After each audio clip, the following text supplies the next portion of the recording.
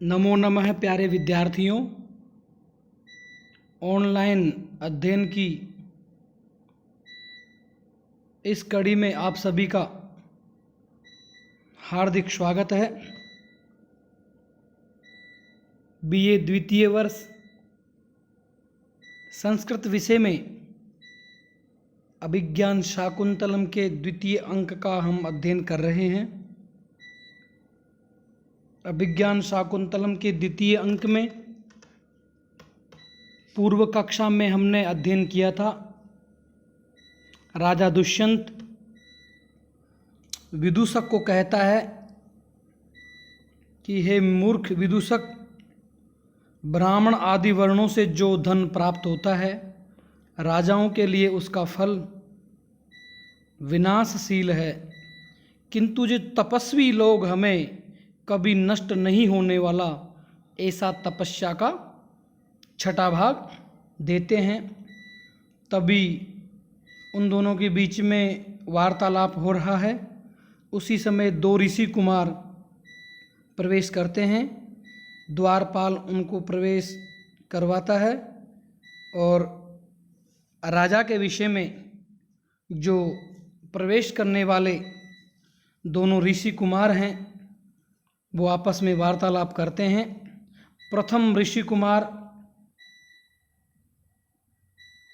बोलता है, कहता है कि आश्चर्य है कि तेजस्वी भी इस राजा दुष्यंत का जो शरीर है वो विश्वास उत्पन्न कर रहा है, अथवा ऋषियों के तुल्य इस राजा के विषय में यह कथन हमेशा ही उचित है, क्योंकि आगे श्लोक है,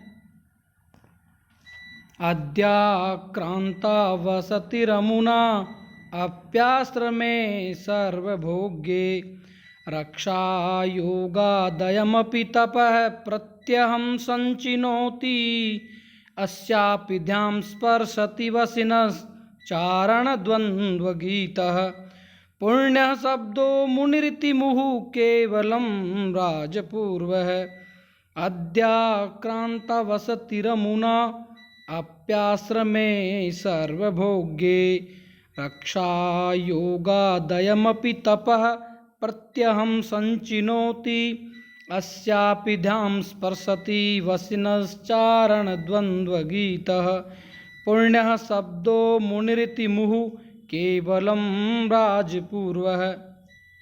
इसका अन्वय देखते हैं। अमुना अपि सर्वभोग्ये आश्रमे वसति अद्याक्रांता रक्षा योगात् अयम अपि प्रत्यहं तपः संचिनोति वसिनः अस्य अपि केवलं राजपूर्वः पुण्यः मुनि इति शब्दः चारणद्वन्द्वगीतः मुहुध्यां स्पर्शति। अमुना राजा के पक्ष में इस राजा दुष्यंत ने भी अपि भी सर्वभोग्य सबके आश्रय योग्य रहने योग्य आश्रम में, इस गृहस्थ आश्रम में वसति ही निवास स्थान बनाया है। वसति अद्याक्रांता, इसको निवास स्थान बनाया है। यह रक्षा योगात अयम अपि, प्रजा की रक्षा रूपी योग से यह भी प्रतिदिन प्रत्यहम प्रतिदिन तपः संचिनोति, तपस्या का संचय करता है। वसिनः इंद्रियों को वश में रखने वाले, अस्य इस अपि भी केवलम राजपूर्व है पुण्य मुनि इति शब्द है। केवल राजपूर्व वाला पवित्र मुनि राजर्षि यह शब्द। चारण द्वंद्व गीत, चारण युगलों के द्वारा, चारण युगल के द्वारा मुहुध्याम स्पर्शति गाया जाता हुआ बार बार स्वर्ग को स्पर्श करता है। मुनि पक्ष में इस मुनि ने भी सभी द्वारा आश्रय योग्य इस तपोवन संन्यास आश्रम को अपना निवास स्थान बनाया है। शरीर रक्षा या धर्म रक्षा के लिए अष्टांग योग से यह मुनि भी प्रतिदिन तपस्या को संचित करता है। जितेंद्रिय अर्थात इंद्रियों को वश में रखने वाला, इसका भी केवल राजयुक्त पावन ऋषि राजर्षि यह शब्द शिष्यों से उच्चारण किया जाता हुआ बार बार स्वर्ग को स्पर्श करता रहता है। प्रथम ऋषि कुमार यह कह रहा है कि ये जो राजा है मुझे ऋषि की तरह लगता है, कि जैसे ये ऋषि हैं। क्यों? राजा दुष्यंत, सभी लोग राजा दुष्यंत को आश्रम का भोग करते हैं, ऐसे गृहस्थ आश्रम को अपना निवास इन्होंने बनाया है। और जिस प्रकार एक मुनि शिष्यों एवं तपस्वियों द्वारा आश्रयणीय वानप्रस्थ आश्रम या संन्यास आश्रम को अपना निवास बनाता है, प्रजा की तथा आश्रमों की रक्षा करते हुए यह राजा दुष्यंत भी उसी प्रकार रोजाना तपस्या का जो पुण्य होता है वो संचय करता है। और जिस प्रकार एक मुनि शरीर अथवा धर्म की रक्षा करते हुए प्रतिदिन योगाभ्यास द्वारा तप का संचय करता है। मुनि शब्द अत्यंत पवित्र है। इस राजा के लिए राज शब्द पहले आता है। राजा प्लस मुनि में कोई अंतर नहीं है, मात्र नाम का अंतर है। मुनि को मात्र ऋषि कहते हैं और राजा को पहले राज और फिर ऋषि यानी राजर्षि कहते हैं। इस राजा के सभी कार्य ऋषि के समान है, ऋषि के तुल्य हैं। इसीलिए मुझे राजा और ऋषि में कोई अंतर प्रतीत नहीं होता है।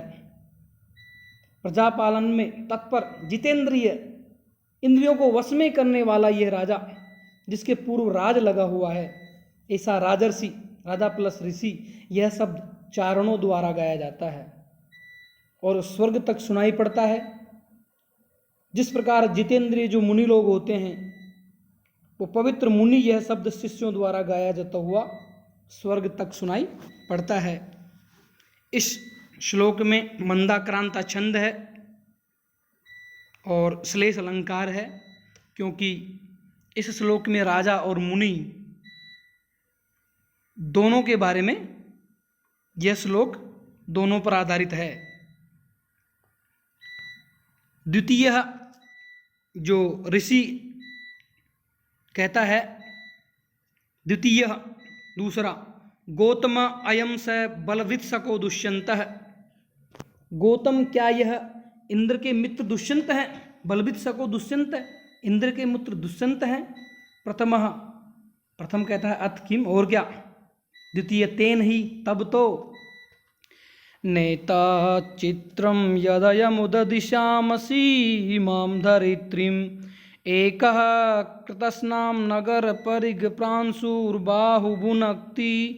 आसंसन्ते सुरयुवतयो बद्धवैराहि दैत्यै रस्यादिज्य धनुषि विजयं पौरहुते च वज्रे। इसका अन्वय है नगर परिग प्रांशुबाहु अयम एकः यत् उददिशाम सीमां कृतस्नाम धरित्रीं भुनक्ति एतच्चित्रं न हि दैत्यै बद्धवैराः सुरयुवतयः अस्य अदिज्ये धनुषे पौरहुते च वज्रे विजयम् आशंसते। नगर परिग प्रांशुबाहु, नगर की अर्गला के समान विशाल भुजाओं वाला, नगर की अर्गला के समान विशाल भुजाओं वाला। अयम यह एक कौन? राजा दुष्यंत अकेला ही। उदधि श्याम सीमाम, जो समुद्र से श्याम वर्ण की सीमा वाली, कृतस नाम संपूर्ण धरित्रीम पृथ्वी को भुनक्ति उपभोग करता है। समुद्र से श्याम वर्ण की सीमा वाली समस्त पृथ्वी का उपभोग करता है। तो यह कोई आश्चर्य की बात नहीं है। एतत् चित्रम न, यह विचित्र बात नहीं है, आश्चर्य की बात नहीं है। ही निश्चय ही, क्योंकि दैत्य बद्धवेरा, दैत्यों के साथ बंधा है वैर जिनका, बद्धवेरा बंधा है वैर जिनका। सूर्यवतय, ऐसी देवांगनाएं, अस्य अदिज्य धनुषे, इसके प्रत्यंचा चढ़े हुए धनुष पर, पोरुहते च वज्रे, और इंद्र के वज्र पर विजय की आशा रखती है। विजयम आशंसते, विजय की आशा रखती है। राजा दुष्यंत को देखकर द्वितीय ऋषि कुमार कहता है कि इस राजा दुष्यंत की नगर के द्वार की अर्गला के समान जो विशाल तथा पुष्ट भुजाएं हैं, ऐसा यह राजा दुष्यंत समुद्र के कारण जिसकी सीमाएं नीली हैं, ऐसी इस संपूर्ण पृथ्वी का अकेला ही उपभोग और पालन करता है। तो इसमें कोई आश्चर्य की बात नहीं है। अर्थात ऐसी विशाल भुजाओं वाले राजा को पृथ्वी का पति होना ही चाहिए, अर्थात जो पृथ्वी पर राज करे ऐसा पृथ्वीपति होना चाहिए। क्योंकि जिनका दैत्यों के साथ वैर बंधा है, जो दैत्य हैं उनके साथ इनका वैर बंधा रहता है, और ऐसी जो देवांगनाएं हैं युद्ध में इस चक्रवर्ती राजा के प्रत्यंचा चढ़े हुए धनुष पर और इंद्रदेव के वज्र पर विजय की आशा रखती है। जब देवांगनाओं को ज्ञात हो जाता है कि दुष्यंत ने धनुष पर प्रत्यंचा चढ़ा ली और इंद्र ने वज्र धारण कर लिया है, तो वे पूर्णतः आश्वस्त हो जाती हैं कि निश्चय ही इस युद्ध में विजय देवताओं की ही होगी। जो यह श्लोक है इसमें मंदाक्रांता छंद है, जिसका लक्षण है मंदाक्रांता जलधि सट गई मब्रोन तौतात गुरुचेत। अलंकार है दीपक, जिसका लक्षण है अप्रस्तुत प्रस्तुतयोर दीपकम तु निगद्यते। आगे चलते हैं।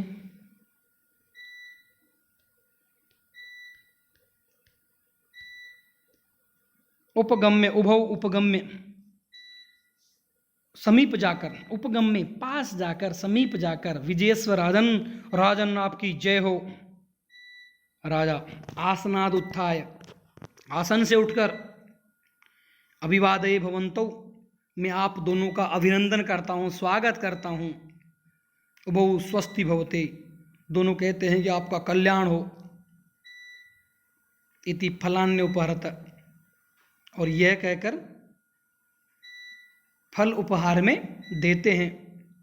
राजा स प्रणामम परिगृह्य, प्रणाम सहित स्वीकार करके, आज्ञापयितुम इच्छामि, मैं आपसे आज्ञा पाने की इच्छा करता हूँ।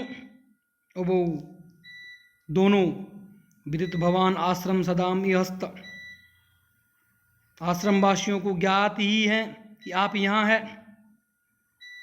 तेन भवंतम प्रार्थयन्ते, अतः वे सभी आपसे प्रार्थना करते हैं। राजा किम आज्ञापयन्ति, वे क्या आज्ञा दे रहे हैं। उभौ तत्र भवतः कण्वस्य महर्षेर सानिध्यात् रक्षांसि न इष्ट विघ्नम उत्पादयन्ति। पूज्य महर्षि कण्व की अनुपस्थिति के कारण राक्षस हमारे यज्ञ में बाधा उपस्थित कर रहे हैं। इष्ट विघ्नम उत्पादयन्ति, बाधा उत्पन्न कर रहे हैं। तत्कतिपय रात्रम सारथी द्वितीयेन भवता सनाति क्रियताम आश्रम इति, अतः आप सारथी सहित कुछ रात्रियों तक यहाँ रहकर इस आश्रम को सनात कीजिए, अर्थात इस आश्रम में आप रहिए। राजा अनुगृहीतोस्मि, मैं अनुगृहित हूँ। विदूषकः, विदूषक कहता है अपवार्य, दूसरी तरफ मुख करके। ऐसे दानिम अनुकूलाते अभ्यर्थना, इस समय ये प्रार्थना तो आपके मन के अनुकूल है। राजा स्मितम कृत्वा, राजा कुछ हंसकर मुस्कराकर, रेवतक कि हे रेवतक, मदवचनात् उच्चिताम सारथी, मेरी ओर से सारथी से जाकर कहो, सबाणासनम रथम उपस्थापयति, धनुष के साथ मेरा रथ उपस्थित कर दो, अर्थात धनुष भी ले आओ और मेरा रथ भी ले आओ। दोबारी कह यद देव आज्ञापयति, जैसी महाराज की आज्ञा। इति निष्क्रांत है, यह कहकर निकल जाता है। उभौ सहर्षम, दोनों प्रसन्नता पूर्वक, अनुकारिणी पूर्वेशाम युक्त रूपम इदम त्वयि, आपन्ना भय सत्रेषु दीक्षिता खलु पौरवा। अनुकारिणी पूर्वेशाम युक्त रूपम इदम त्वयि, आपन्ना भय सत्रेषु दीक्षिता खलु पौरवा। अन्वय है पूर्वेशाम अनुकारिणी त्वयि इदम युक्त रूपम खलु पौरवा आपन्न भय सत्रेषु दीक्षिता। पूर्वेशाम अनुकारिणी, अपने पूर्वजों का अनुकरण करने वाले, त्वयि और आपके लिए, इदम यह क्या, ऋषियों की आज्ञा, ऋषि आज्ञा स्वीकृत करना, ऋषि की आज्ञा मानना, युक्त रूपम अत्यंत ही उचित है, आपके लिए ही ये बात उचित है। खलु निश्चय ही, पौरवः जो पूर्ववंशी राजा हैं, आपन्ना भय सत्रेषु दीक्षिता, क्योंकि जो पूर्ववंशी राजा है वो आपत्ति से जो पीड़ित हैं उनको अभय दान देने रूपी यज्ञों में सदैव व्रतनिष्ठ रहते हैं, अर्थात वो हमेशा आपत्ति में पीड़ितों की सहायता करते हैं। राजा ने ऋषियों की जो आज्ञा है उसे स्वीकार कर लिया है। तब प्रसन्न होकर दोनों ऋषि कुमार दुष्यंत की प्रशंसा करते हुए कह रहे हैं कि हे राजन, आप अपने पूर्वजों का जो अनुकरण है उसको कर रहे हो, क्यों कि आपने आश्रम के ऋषियों की आज्ञा मानते हुए उन्हें अभय दान दिया है। आपका ऐसा करना हमेशा उचित है। निश्चय ही पूर्ववंश में उत्पन्न राजा जो लोग हैं वो विपत्तिग्रस्त लोगों को अभय दान देते हैं और हमेशा यज्ञ में सहायता करते हैं। जब भी प्रजा पर कोई विपत्ति आई तो उसे नष्ट करने हेतु पूर्ववंशी जो राजा हैं वो हमेशा कटिबद्ध रहते हैं और शरण में आए हुए की रक्षा करते हैं। शास्त्रों में पूर्वजों के मार्ग पर चलना गौरव का विषय माना गया है। ये जो श्लोक है उसमें अनुष्टुप छंद है और इसमें रूपक अलंकार है, क्योंकि इसमें अभय प्रदान करने में सत्र का आरोप किया गया है। आगे राजा स प्रणामम प्रमाणम, राजा प्रमाण सहित प्रणाम सहित प्रणामम प्रणाम सहित गच्छताम पूर्व भवंतो, आप दोनों आगे चलें। अहम अपि अनुपदम आगत एव, मैं भी आपके पीछे ही आ रहा हूँ।